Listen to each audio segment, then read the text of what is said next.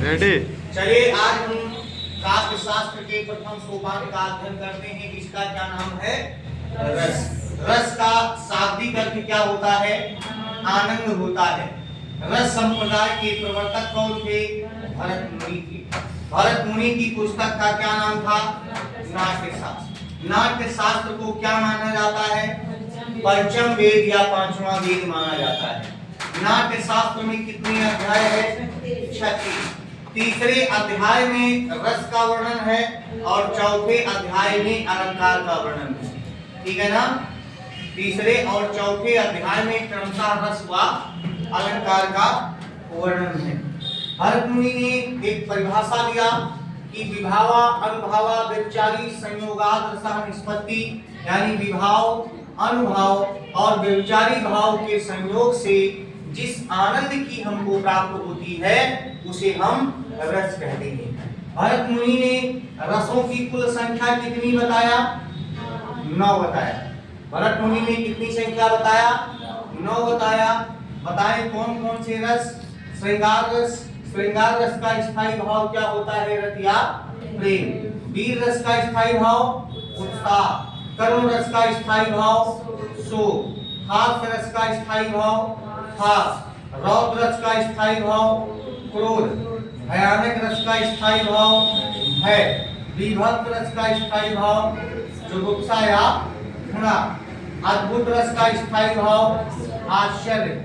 शांत रस का स्थायी भाव निर्वेद सम वीतरा। और एक चीज बता दें, शांत रस को भरत मुनि रस नहीं मानते हैं। शांत रस को भरत मुनि रस नहीं मानते हैं। यही कारण है कि भरत मुनि के अनुसार कुल रसों की संख्या कितनी है? 8 है और स्थायी भाव भी कितने हैं? 8 है। वात्सल्य रस की स्थापना जो हिंदी में है ये आचार्य विश्वनाथ करते हैं। कौन करता है? आचार्य विश्वनाथ। और वात्सल्य रस का स्थायी भाव क्या होता है? वत्सल होता है। फिर आया आपका भक्ति रस। भक्ति रस की स्थापना हिंदी में किसने किया है? रूप गोस्वामी ने किया है और इसका स्थायी भाव होता है भगवत विषयक रति। ठीक है ना?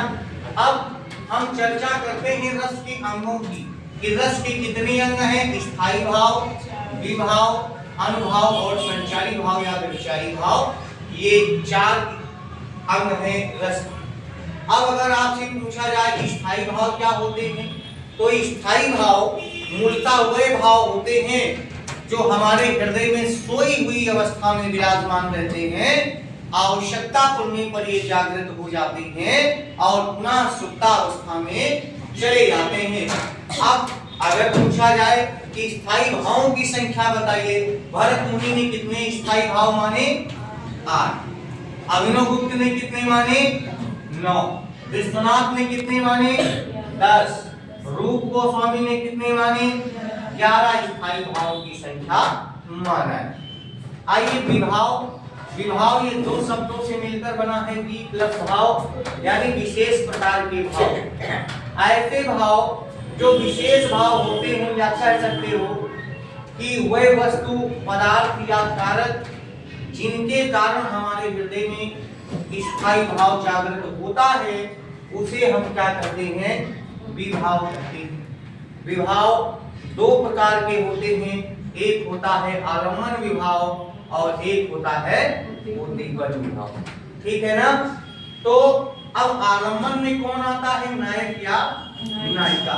और ये जो आलम्बन विभाव आपका होता है इसके 2 भेद होते हैं। एक होता है आश्रय और एक होता है विषय। आश्रय क्या है? आश्रय का मतलब होता है सहारा प्राप्त करना। ठीक है ना? सहारा प्राप्त करना। कौन सी सहारा प्राप्त करना? जो है अगर कोई किसी का सहारा प्राप्त करना चाहता है तो वो आश्रय है और जो सहारा देता है उसको हम क्या कहते हैं? विषय कहते हैं। जैसे लता ओट सब सकिन लखाए, श्यामल गौर किशोर सुहाए। लताओं की ओर से सीता जी की सखियां राम लक्ष्मण का सहारा पाना चाहती हैं, उनसे बात करना चाहती हैं। तो आश्रय कौन पाना चाहता है? सीता की सखियां पाना चाहती हैं, तो ये आश्रय है और सहारा राम लक्ष्मण देंगे तो ये विषय आपके कहलाते हैं। धन्यवाद।